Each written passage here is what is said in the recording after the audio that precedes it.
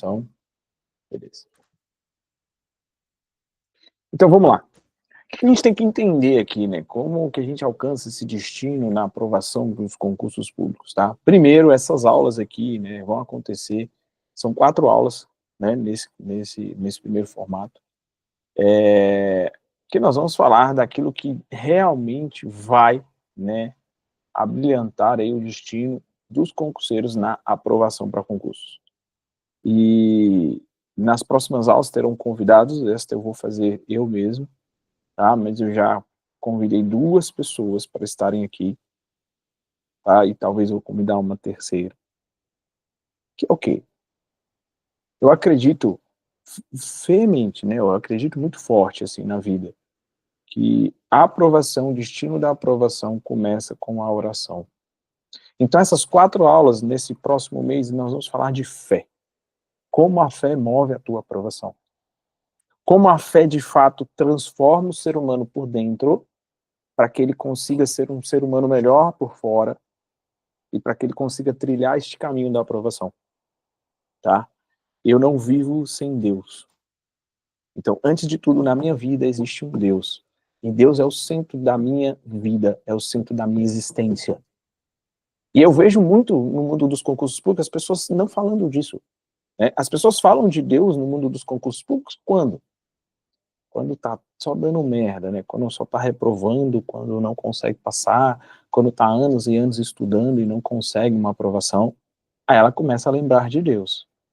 E isso também aconteceu comigo, né? Quando as coisas estavam maravilhosamente bem, eu esqueci de Deus. E não é assim o caminho, né?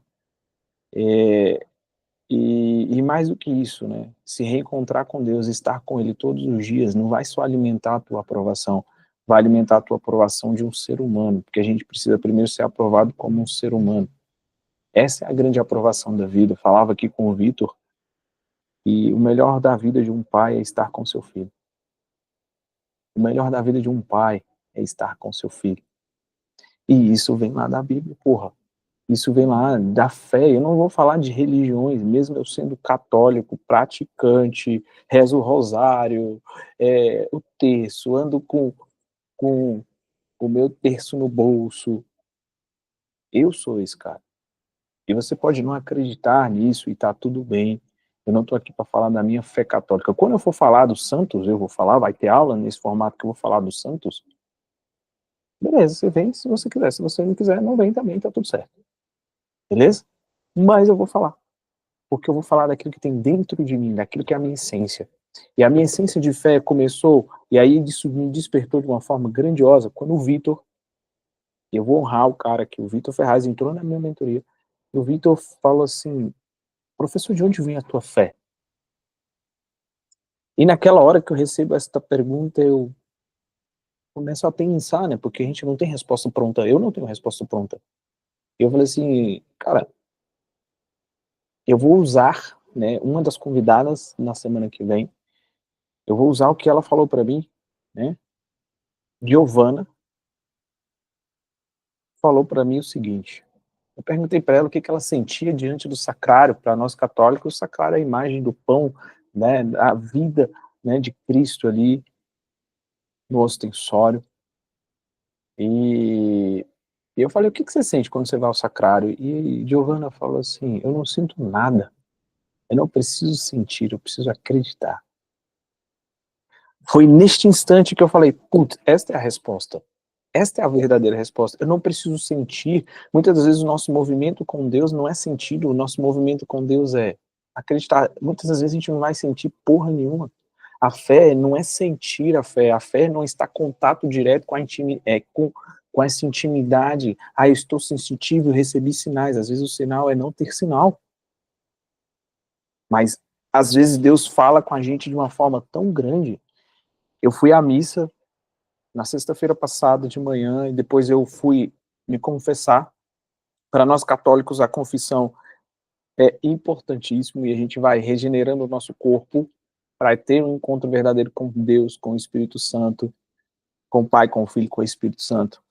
E eu pensei, o padre, né, quem não é da igreja católica não vai saber, mas o padre deu uma penitência para mim, né, quando eu terminei ali. de me confessar. E eu falei: "Putz, são tantos pecados, acho que vai ser um sem Pai Nosso, uma sem Ave Maria". O padre falou assim, gente, ele falou: "Meu filho, confia em Deus, que tudo vai dar certo. E a sua penitência é um Pai Nosso". Eu falei: "Não é possível. Um Pai Nosso? Deveria ser pelo menos uns 50 na minha cabeça". E aí eu vi a misericórdia de Deus para com seus filhos, aí eu vi a força de Deus, porque mesmo que nós somos extremamente pecadores, nós erramos todo santo dia, ele sempre está lá de braços abertos, como um filho pródigo. Ou seja, eu estava envergonhado dos meus pecados. E aí tem uma passagem bíblica onde Maria Madalena, ela, né, era uma prostituta, estava com um demônio no corpo e Jesus tirou o demônio dela.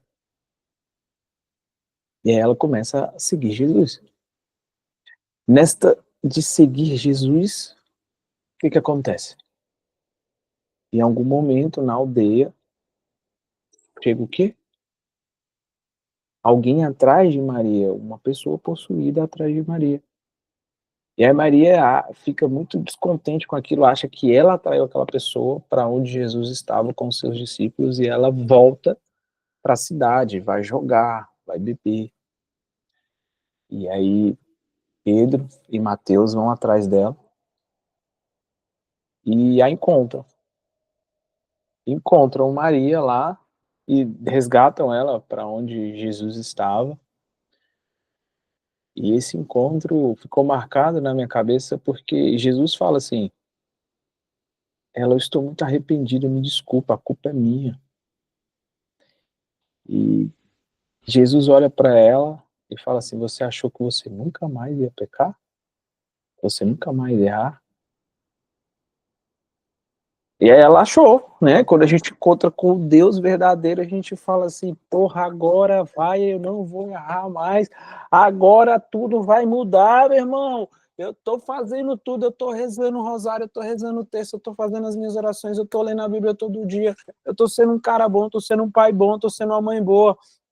Porra, eu tô sendo bom e empático com as pessoas, eu tô sendo legal pra caralho com as pessoas. Agora vai dar certo, agora as coisas vão fluir".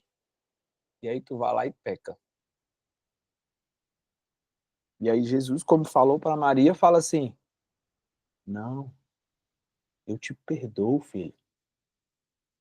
Aqui você ainda vai pecar. Lá, é como eles falam no céu, lá é outra coisa, lá não". E aí essa misericórdia de Deus é cotidiana, né, porque quantas vezes a gente peca quando a gente trata mal alguém, quando a gente não olha nos olhos das pessoas, quando a gente não fala bem com as pessoas. Quantas vezes a gente não peca com a gente mesmo, achando que a gente é fraco, impossibilitado, incapaz de alcançar os nossos sonhos, incapaz de ser um pai melhor, uma mãe melhor, um filho melhor, incapaz de ser um trabalhador melhor. Quantas vezes a gente peca contra a gente mesmo? Porque se nós somos imagem e semelhança de Deus, a gente tem que acreditar mesmo que as nossas condições e as nossas habilidades não sejam tão propícias para que a gente consiga aquilo que a gente quer, ou para que a gente avance na vida como a gente quer. E ao olhar essas nossas limitações cotidianas, a gente tem que abraçar a Cristo. Abraçar a Cristo nos pequenos e nos pequenos detalhes. Eu fui conhecer um café agora há pouco não, né? Mais tarde, mais cedo. E normalmente eu vou para esses cafés, eu vou para lugares para eu conseguir render mais, ter mais, né? Eu saio do escritório, eu saio do meu serviço público e vou para um lugar onde eu consiga render mais. E aí conheci um lugar bacana, estava muito calor lá, estava suando pra caramba, mas eu conheci esse lugar e eu me conectei com as pessoas lá. Eu olhei no olho da atendente, o nome dela é Laís. Eu conversei com as pessoas que estavam na mesa sentado lá, e eu mexendo no computador, eu, com licença, eu vou sentar aqui, boa noite e tal. olhando nos olhos dessas pessoas, né? Não só sendo gentil, né, mas trazendo a maestria da vida. O que é a maestria da vida? Viver. A maestria da vida é viver. Viver com dignidade. E viver com dignidade não é querer ser melhor que ninguém, é ser único. E quando a gente busca ser único, a gente não é que eu quero ser melhor, eu quero ser diferente. Não, eu sou único mesmo, porque eu tenho uma única digital. Deus não teria feito isso à toa, nada na vida é à toa. E aí ele não teria concebido a você estar aqui querendo melhorar de vida, querendo mudar a tua vida de alguma maneira. E ele não está te mostrando assim, olha, filho, eu tô aqui para te dar o melhor. Olha, filho, eu tô aqui para trazer para você uma vida plena. Mas para que eu te traga essa vida plena, eu preciso que você viva uma vida em plenitude, mesmo nos dias em que você cai. Eu quero que você entenda que cair é natural diante de uma subida, diante de um percurso. Natural é não cair. Inatural, né? Não natural é não cair. Então que você passe por esses momentos, por esses percalços, e entenda a grandiosidade que tem no teu coração. Quando tu entende a grandiosidade que tem no teu coração, tu começa a viver os problemas da vida de uma forma muito mais forte, muito mais salutar, né? A galera que tá aqui no Instagram tá olhando, pô, mas o que isso tem a ver com concurso? A aprovação começa com uma oração, com o teu encontro com o amor verdadeiro, com o teu encontro com aquilo que realmente importa, com o teu encontro com a luz do mundo, com o teu encontro com a maior fonte de sabedoria e de amor de todo o planeta. E a gente encontra esta fonte todo santo dia, todo instante. Tem uma música que eu cantei com minhas filhas no Dia dos Pais, se chama Se eu clamar, Abba, meu Pai, te ama. Agora o restante eu esqueci. Feche os teus ouvidos para te escutar, estenda tuas mãos para me alcançar. Ou seja, para alcançar Cristo, a gente precisa se movimentar. A gente precisa estender a mão, a gente precisa estar aberto com o coração. Para que a gente conquiste coisas em nossa vida, é a mesma coisa. A Bíblia é um compêndio de ensinamentos para qualquer coisa da tua vida. Para passar em concurso público, para ser um pai melhor, uma mãe melhor, para ser um empresário melhor, para ser uma pessoa de fato digna. Por isso que é dignidade. Então, quando eu olho essa fé e o destino da aprovação, ela começa dentro do teu coração. E aí você vai me falar, mas Yuri, tem gente que é babaca e passa no concurso público. Eu sei. Tem gente que até, e tá tudo bem. Mas na minha concepção de vida, naquilo que eu acredito, naquilo que tem dentro do meu coração, a gente só consegue a verdadeira aprovação de vida quando a gente entende a aprovação divina. E a aprovação divina é que, o que Deus espera da gente? O que Cristo espera de você hoje? Ele espera que você seja uma pessoa melhor ou pior hoje? Ele espera que você desista de você hoje ou que você continue? Existe uma filosofia indiana que chama Bhagavad Gita. Essa filosofia, eu vou até pegar o papel aqui, eu estudo filosofia, né, eu estou fazendo um curso de filosofia e eu não conhecia, e eu vou relacionar isso. Maravilha, Jéssica. A Jéssica colocou aqui no Instagram que concorda. É isso mesmo. Bhagavad Gita. Esta é a sabedoria da Índia.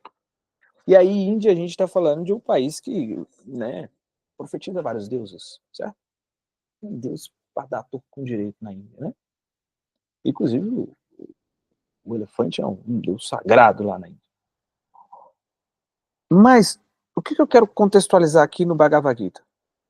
O Bhagavad Gita, ele fala o seguinte, que era como se a gente buscasse, tá, dentro dessa filosofia, para a gente desenvolver força interior, desenvolver as questões aqui dos valores internos da nossa vida.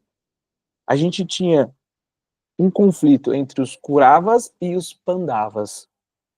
O que são os Kauravas? Os Kauravas são os nossos defeitos, né? E para que a gente fortalecesse os Pandavas, que são as nossas virtudes, né? que é a nossa, que a gente pode até chamar de crescimento, né, fatores de crescimento, a gente precisava matar os curavas, os defeitos. Porque aí sim a gente ia ter o que a gente chama de ligação entre a virtude e os defeitos, para que a gente tenha mais consciência. Na filosofia indiana se chama a consciência de Arjuna. E que para que isso acontecesse, olha só, estou falando de filosofia indiana e, professor, o que isso tem a ver com o contexto de Deus? Calma. O Krishna, de acordo com a filosofia do Bhagavad Gita, significa o mestre, o conselheiro, aquele que prepara o caminho da consciência. E aqui entra uma grande relação com Cristo, com a filosofia indiana e com o concurso. Se eu sei que os meus defeitos para o concurso público, eu tenho uma debilidade em uma certa matéria, eu tenho uma debilidade emocional, eu tenho uma debilidade estratégica, eu tenho ansiedade, ou seja, eu não curava. E eu também sei que eu tenho um pandava, uma virtude, eu sou resiliente, eu sou comprometido, eu sou uma pessoa que não desiste dos meus sonhos. Eu tenho um pandavas. Mas quer que eu fortaleça esses pandavas, para que eu fortaleça a minha consciência, eu preciso matar um curava. E se eu tenho uma intenção, eu olho para os meus defeitos e falo assim, cara, e quantos anos que eu tô com esses defeitos, que eu não consigo melhorá-los, que eu não consigo matá-los, entre aspas. E aí tu começa a ter uma conversa interna, e tu fala, porra, eu tô tentando passar em concurso público tem 1, 2, 3, 4, 5 anos, e não tô passando. Ou seja, isso quer dizer que os teus defeitos são maiores do que as tuas virtudes. Isso quer dizer que os seus problemas, aquilo que te impede de passar em concurso público é muito maior do que aquilo que você tem de bom para passar em concurso público. E é que por isso, de acordo com o Bhagavad Gita, a consciência, né, a consciência não, os mestres, que é Krishna, vai te ajudar a ter uma consciência límpida para ter, de fato, as qualidades necessárias para passar em concurso público. Vamos lá para a Bíblia? Vamos lá? Quem são os mestres da Bíblia? Os discípulos. Não só os discípulos são os mestres da Bíblia, mas nós vamos colocar, por exemplo, Salomão. Vamos colocar Davi. São os mestres, José do Egito. São os mestres da Bíblia. São os mestres que ou vieram, os que vieram antes de Cristo e os que, né, se perpetuaram a partir de Cristo, que de fato vão dar essa nossa consciência cotidiana, nos ajudar a fortalecer a nossa consciência cotidiana, para que a gente melhore as nossas virtudes cotidianas. E isso aumenta a nossa fé. Isso aumenta o meu acreditar. Isso aumenta o meu confiar no processo. Isso aumenta o meu confiar na aprovação. E a primeira aprovação que eu preciso ter é a de Deus. A aprovação divina, ela começa com um obrigado. A aprovação divina começa com um obrigado, com uma gratidão. Porque você pode olhar para a tua vida, você pode olhar para a tua história, e você é um privilegiado. Você que está aqui, você não passa fome. Você que está aqui, você não está passando fome. Você pode não ter o melhor rango do planeta, você não pode não comer camarão todo dia, mas você que está aqui, você é um privilegiado. Você pode não ganhar 50, 70, 80 mil, como tem servidores públicos que ganham isso, mas você é um privilegiado. Porque você tem uma roupa para vestir, um teto para morar e dormir. Às vezes você tem até um meio de locomoção próprio. Uma comida para comer todo santo dia. E aí é aqui que começa a tua aprovação. com uma gratidão, com um obrigado, obrigado por eu ter isso, obrigado por eu viver isso aqui. E aí tu começa a fortalecer a tua consciência cotidiana, para que no dia em que tudo der errado, tu continue confiando, tu continue acreditando.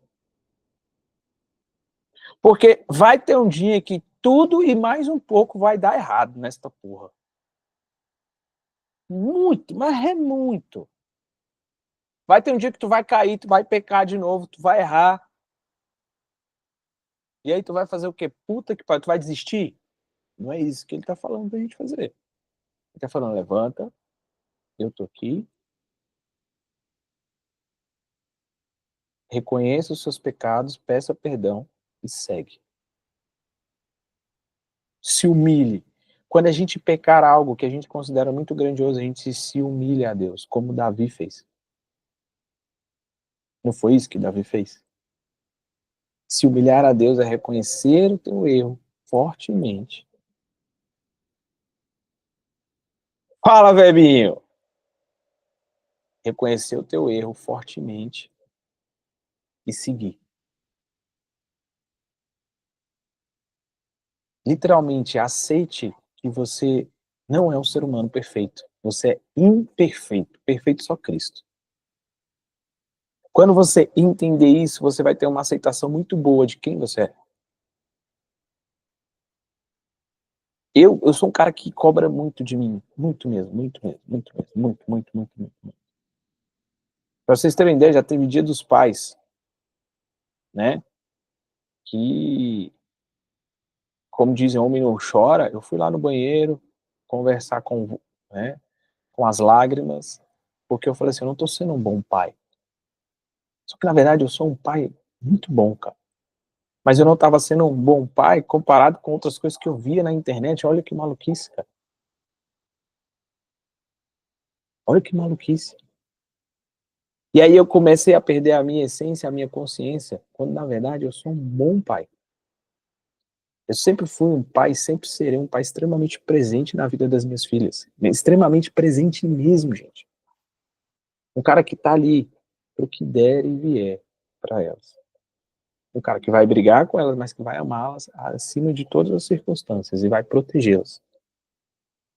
Dar comida, banho, o que tiver que fazer, eu farei. Porque amar é servir. E o servir, às vezes, vem com brigar. O servir, às vezes, vem com dar ordem. O servir, muitas das vezes, vem com: olha, o que você fez está errado. Eu não estou aqui para te julgar, eu estou aqui para te ajudar a corrigir o teu erro. E o servir também vem com julgamento, porque a gente vai julgar os outros. Eu vou julgar, você vai julgar. Ou seja, estar perto de Cristo, aumentar a nossa fé, é aceitar os nossos curavas, os nossos defeitos, não aceitar como algo imutável, aceitar como algo que está em você e que você precisa curar, que está dentro do teu coração e que você precisa aumentar. O quê? A fé em Cristo, porque tudo começa com a oração. Tudo começa com o teu encontro com o amor verdadeiro, com a sabedoria verdadeira. Então, quando tu for parar para estudar, antes de estudar, faça uma grande oração. De verdade. Antes de estudar, faça uma grande oração. Ao iniciar o dia, agradeça. Você é um privilegiado. Né? Não tá igual o meu chefe aqui, que é lá no Senado, mas você é um baita privilegiado. Então, a primeira coisa que você precisa fazer é agradecer. Agradeça porque você abriu os olhos. Agradeça porque você tem um dia maravilhoso para viver. Eu brinquei que o meu chefe entrou aqui no Instagram. Agradeça por você viver. E aí depois você começa com uma grande conversa com Cristo. Uma maravilhosa conversa com Cristo. E eu indico, assim, um guia para você fazer isso. Olha o Nelson aqui também. Um guia para você fazer isso. Então pega o passo. Não adianta você ficar louco pelo edital aberto, pelos estudos malucos. Não. Começa agradecendo todo dia, porque o estudo, a aprovação acontece cotidianamente. Então, vai lá e agradece. Depois, segundo ponto. Segundo ponto, tenha um guia para te fazer você trilhar no mundo de Cristo. Como eu disse para vocês nessa aula aqui, eu sou católico, mas o meu guia é Café com Deus Pai. É um livro onde o autor fala alguma coisa, tem várias frases e ele me indica uma parte na Bíblia para ler no final. Eu leio todo dia. Eu vou lá, hoje é 26 de setembro. Eu vou lá e pego Café com Deus Pai, leio e depois eu vou lá na Bíblia, na minha Bíblia. E vejo o que aquela mensagem quer trazer. O que aquela mensagem quer me entregar. E quando aquela mensagem quer me entregar, nada é por acaso. E aí depois disso eu começo um rito de oração forte, com o Pai Nosso, com o sinal da cruz, entregando o meu dia a Cristo, entregando o meu estudo, o meu trabalho, a vida das minhas filhas, a vida da minha família, a minha vida para Cristo. Eu entrego isso, e aí eu faço uma oração cotidiana, e no dia que eu não faço essa oração, o dia é uma merda, já começou errado. Então, essa oração é oração. Eu falo para depois agir. Eu entro em ação primeiro com as palavras, com a conversa, para depois eu de fato agir diante do meu dia. E eu vou falar isso para vocês. Eu não orava. Já tem talvez 1 ano, 2, que eu de fato voltei a orar de manhã antes de fazer as coisas, porque eu não orava. E eu sentia como era diferente o meu dia. A partir do momento em que eu fui orar, que eu fui me entregar, as coisas ficaram fáceis? É óbvio que não. Jesus fala: quem quer me seguir, eu vou cobrar muito. Quem não quer, eu não vou cobrar quase nada. Mas você vai ficar extremamente forte e fortificado diante de qualquer tempestade. Você começa a adquirir uma coisa que eu chamo de autodomínio. Na neurociência chama de autodomínio, autocontrole. O estoicismo fala de autodomínio. Todo dia eu também estudo estoicismo. Mesmo sendo uma filosofia pagã, ela tem requintes de fortaleza. Torna o ser humano extremamente forte, como a Bíblia faz. Então, se as coisas fortificam o meu ser, eu vou atrás. Eu citei aqui nessa aula Bhagavad Gita, uma filosofia indiana, que parece que não tem nada a ver com a filosofia cristã, e tem a ver, sim. É uma relação gigantesca, né? Talvez nas próximas aulas eu comece a contextualizar com Platão, República de Platão, falando nesse contexto, porque essa aula tem esse cunho, aumentar a tua fé, aumentar o teu encontro com Cristo. Vai ter aula de estratégia, de concurso, vai ter aula de matéria, tem, sempre tem. Mas esta aula aqui, ela é única, porque a gente fala de Cristo. E eu vou falar dele, eu falo dele todos os dias. Mesmo que eu erre, mesmo que eu peque, mesmo que eu vá lá me confessar e fala, putz, esses pecados aqui é pelo menos 1000 Pai Nosso e eu receba 10. Penitência. De verdade. E pra pensar, você sempre comete a mesma porra do mesmo pecado, cara. Eu sou assim. É aquele pecado que eu falei assim, para, chega. E aí, meses depois, eu estou fazendo aquela merda de novo, porque o demônio sabe do teu ponto fraco e do meu. E mesmo forte, às vezes a gente cai nesta merda deste ponto fraco. Eu mesmo, cara. Eu mesmo. Aí a gente tem que fortalecer o quê? Os nossos pandavas, as nossas virtudes, para que em vez de continuar a pecar a cada 2 meses, tu comece a pecar a cada 4, depois a cada 6, depois a cada 8. E aí chega um dia que tu fala, caralho, eu tô tão forte que eu não quero mais isso. Mas é um processo, é igual a aprovação. Tu vai se tornando forte cada vez mais, vai fortalecendo o teu corpo para conseguir a aprovação. E isso que Cristo faz com a gente. Né? E aí tu inicia esse dia fazendo um obrigado e fazendo a tua oração. Quando tu faz isso, é outra coisa. E aí a oração, e aí tem um passo a passo da oração aqui, né? Que é o Pai Nosso, né? O sinal da cruz, o Pai Nosso.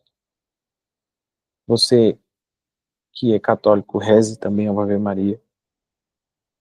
E na sequência, peça perdão para Deus.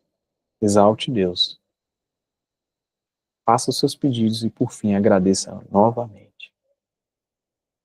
O mundo é movido por pessoas gratas. Porque as pessoas ingratas, elas não estão movendo nada. Prestem bastante atenção. O mundo é feito por pessoas gratas, porque as pessoas ingratas não estão movendo porra nenhuma. Escutem muito bem o que eu estou falando. Então, ao você entender que o mundo é movido por pessoas extremamente gratas, você começa a olhar, será que eu estou sendo grato? Eu vou beber um copo d'água, por exemplo, agora. Já bebi tanta água hoje que vocês não têm noção. Hoje eu fiz um treino de perna que amanhã provavelmente eu vou precisar de muleta. Mas é isso, eu me elevo ao máximo. Ao máximo. Todo dia. Eu vou ao máximo. Porque aí meu corpo fica mais forte, mais resistente e eu consigo continuar avançando. E ontem eu não levei ele ao máximo. Eu terminei de treinar, não senti dor nenhuma. Eu falei, tá errado. Isso quer dizer que eu não fortaleci as minhas virtudes, eu não fortaleci o meu corpo. Foi um treino leve. Ah, mas tem dia que tem que descansar e não sei o quê. Meu amigo, eu não sou atleta, não. Não sou. Eu tenho que dar pau na máquina. Porque a máquina tem que se tornar resistente, um corpo forte e aguenta a pancada. Então, dentro desta essência, dentro desta minha filosofia de vida, que para que a gente encerre esta aula, se você seguir esses passos, você vai aumentar a tua fé, você vai melhorar o teu destino rumo à aprovação, e Cristo vai engrandecer o teu coração. E aí, como o padre falou para mim, né, lá na sexta passada, eu cheguei na igreja bem de cabeça baixa, bem amargurado e bem aflito. E aí encontrei até um professor de filosofia, o professor Guilherme, doutor Guilherme, na igreja. Encontrei o Ives Gandra lá na igreja também, um dos maiores constitucionalistas do Brasil. E aí eu falei, porra, o que eu tô fazendo aqui no meio dessas pessoas? E eu já cheguei cabisbaixo, né, cabeça baixa, porque estava bem chateado comigo, bem mesmo, bem aflito com os pecados, bem aflito com o que eu tinha cometido, né, com os meus erros. Tem a listinha, né, quem vai se confessar faz a listinha, tu vai fazendo a listinha, tu começa a ter consciência de um monte de merda que tu fez, né, e aí tu fala, caralho, pera, tá bom, né, a listinha, aí não, tu continua escrevendo aí, tu, porra, e aí eu me perguntei, de novo, por que, cara? De novo? Você não aprendeu das outras vezes? De novo? E a resposta veio de Deus.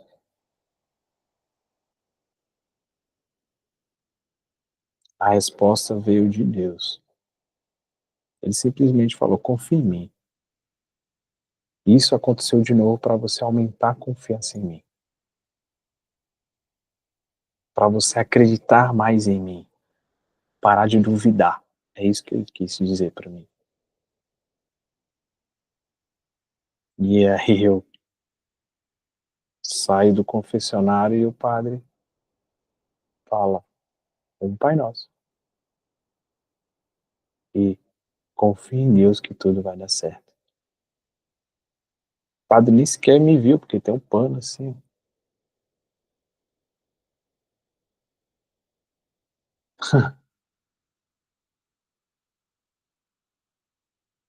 Então,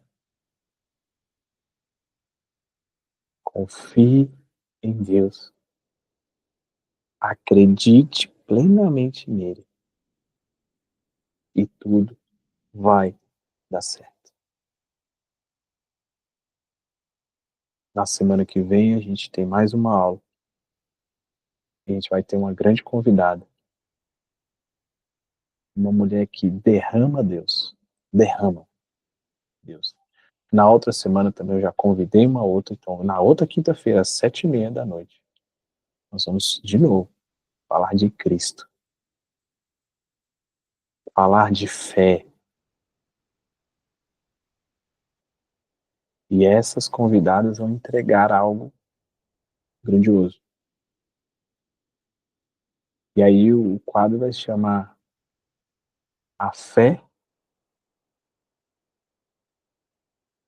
né? Fala que a fé move montanhas, a fé move a aprovação em concurso público. Vocês podem ter certeza disso, que a fé move aprovações em concursos públicos. Bom, então, confiem, acreditem. Foi uma honra estar aqui com vocês. Tenha uma maravilhosa noite e até a próxima. Fiquem com Deus.